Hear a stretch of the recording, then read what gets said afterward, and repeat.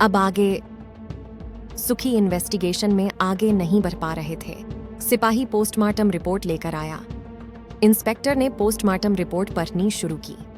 मी कुमार की रिपोर्ट में जो अजीब था वो ये कि विक्टिम के शरीर पर जिस हथियार से वार किया गया वो नुकीला कोन के आकार का था।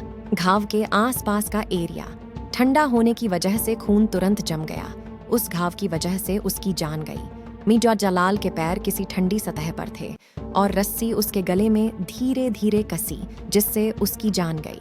इंस्पेक्टर सुखी अपने सीनियर को इन्फॉर्मेशन देने जाने ही वाला था कि उसे पता चला कि केस एसीपी रवि को हैंडओवर कर दिया गया है। 4 लोगों की टीम बनाई गई है जिसमें इंस्पेक्टर सुख भी है। तभी खबर आई कि कातिल ने वीडियो रिलीज किया है जिसकी एक कॉपी उसके पुलिस डिपार्टमेंट में भी आई है। एसीपी रवि ने अपनी पूरी टीम को वीडियो के साथ ऑफिस में बुलाया। वीडियो को चालू किया गया। मास्क से पूरे चेहरे को ढके हुए, आप सबको जल्लाद का नमस्कार। जल्लाद का काम है अपराधी को सजा देना, जो मैं दे रहा हूँ। शराफत का जामा पहने सभी शरीफ नहीं होते और सभी जल्लाद बुरे नहीं होते।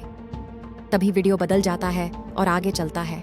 वीडियो में एक कमरे में 3 लोग दिखते हैं, मी कुमार, मी जलाल, मी रॉबर्ट। और वो कमरा मी रॉबर्ट का फार्म हाउस था जहां जलकर उनकी मौत हुई थी। वीडियो आगे बढ़ता है। तीनों नशे में डूबे हुए एक दूसरे से बात कर रहे थे, जिसमें छोटे बच्चों के मानव अंगों की डील की बात चल रही थी। इससे हुई पूरे साल की बढ़ी कमाई की बात करते हुए तीनों ठहाका लगाते हुए हंस रहे थे। तभी एक आदमी कुछ बच्चों को लेकर आया और बोला, साहब पसंद कर लें। बच्चों में कुछ लड़के और लड़कियां थीं। तीनों ये बोलते हुए हंसते हैं कि आज रात का इंतजाम हो गया। आप सबको क्या लगता है? ये अब आपका फैसला है कि ये सराफत का नकाब पहनकर मानव अंगों की तस्करी करने वाले, उसके लिए छोटे बच्चों की जान लेने वाले खूनी दरिंदे हैं, या उनको उनके अंजाम तक पहुंचाने वाला कातिल है। बच्चों का यौन शोषण करने वाले वहशी कुत्तों के साथ क्या होना चाहिए? वीडियो आगे बढ़ता है। तीनों नशे में बातें करते हैं कि हर साल बिजनेस बढ़ता जा रहा है, 2 गुने बच्चों की जरूरत पड़ेगी। मी कुमार हंसते हुए मजाक में पूछता है, जिंदगी तो हम अपने हिसाब से अय्यासी वाली जी रहे हैं। अगर मौत अपनी मर्जी की चुननी हो तो वो कैसी होनी चाहिए?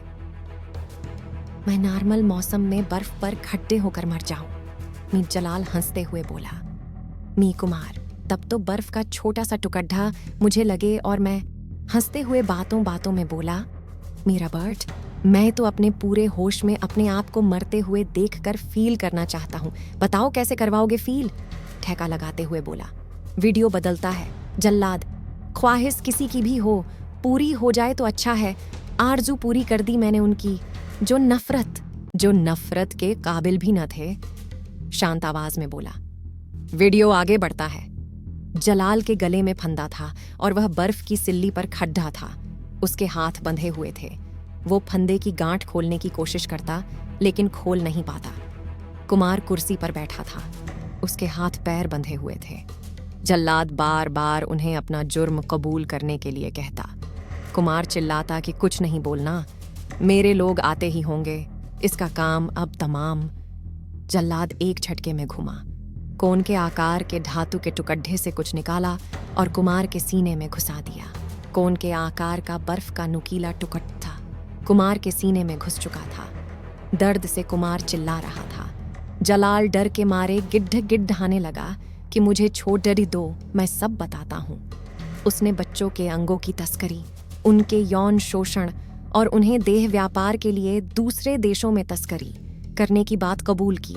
इसमें शामिल लोगों के नाम भी बताए। उनमें कुछ पुलिस के छोटे और बड़े लोग भी थे। जलाल के पैरों के नीचे की बर्फ पिघलती जा रही थी, जिससे उसके गले का फंदा कसता जा रहा था। मुझे छोड़े दो, ये आवाज सुनने वाला वहां कोई नहीं था। जल्लाद शांत खड्डा था। कुमार की चीखने की आवाज धीमे हो रही थी। जलाल के चीखने की आवाज तेज हो रही थी।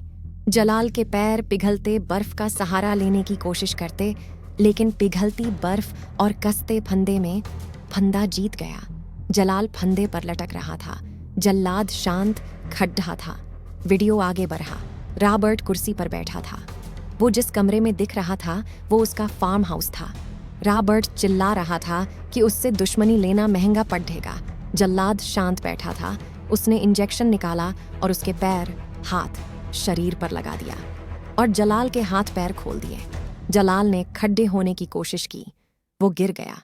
उसने हाथ के सहारे खड्डे होने के लिए हाथ उठाना चाहा। उसका पूरा शरीर सुन्न हो चुका था। वो सिर्फ देख बोल सुन सकता था। वो चिल्लाने लगा कि तुमने मेरे साथ क्या किया? मैं तुम्हें जान से मार दूंगा। जल्लाद को इसका कोई असर नहीं पड़ा। वो पूरे कमरे में पानी जैसा कुछ तरल डालता रहा और कुछ रॉबर्ट के शरीर पर भी डाल दिया। अगले पल कमरे में आग लगी हुई थी। रॉबर्ट के हाथ पैर जल रहे थे। वो हिल भी नहीं पा रहा था। अपने आप को जलते हुए देखना और मौत को करीब से महसूस करने का डर इतना था कि उसकी आवाज भी निकलना भी बंद हो गई। गर्दन के नीचे का शरीर जल रहा था। रॉबर्ट दहशत से भरी आंखों से खुद को जलते देख रहा था। जल्लाद कमरे के टॉयलेट में जाता है और वहां की खुली खिड़की से बाहर जाकर खिड़की की ग्रिल को फिर से बड़ी सावधानी से पेंट से कस देता है। खिड़की वैसे ही हो जाती है जैसे वो पहले थी। वीडियो आगे बढ़ता है। जल्लाद: ये वो दरिंदे हैं जो अनाथालय के अनाथ बच्चों का, जिन्हें कोई पूछने वाला नहीं, उनका अपहरण कर, उनके अंगों का सौदा कर उन्हें मार देते थे। जो बच्चे देखने और शरीर में अच्छे होते उन्हें विदेशों में बेच देते जहां उनका यौन शोषण होता। कितने लोगों ने पुलिस कंप्लेन के अलावा अपने बच्चों को अपने दम पर खोजने की कोशिश की। कुछ दिन रोकर सब ऊपर वाले की मर्जी मानकर सो गए। हमारे बच्चे इनका शिकार होते रहे और हम सोते रहे। मैंने अपने दर्द के साथ जीने से इनकार कर दिया। अपनी जिंदगी के 1 साल दिए इन तक पहुंचने के लिए। इन तक पहुंचने में 4 गोलियां लगी।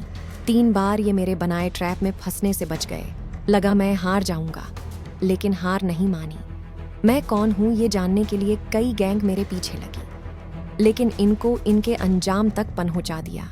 इनके गैंग के बीच की लिंक तोड़ दी, लेकिन इनके बड्ढे आका अभी भी घूम रहे हैं। लेकिन वो बचेंगे नहीं। मेरा अगला शिकार जल्द ही मिलेगा आपको। तभी पुलिस को खबर मिलती है कि मीतप्रीत की कार का एक्सीडेंट हो गया है। कार ब्रिज से नीचे नदी में गिर गई है। कार में 2 लोग सवार थे। कार को नदी से निकाला गया। कार में सिर्फ मीतप्रीत की डेड बॉडी थी जो जली हुई थी। लेकिन वहां मौजूद लोगों ने बताया कि कार गिरने से पहले मीतप्रीत सही सलामत थे। तो पानी के अंदर प्रीत की बॉडी कैसे जल गई? Mystery continue.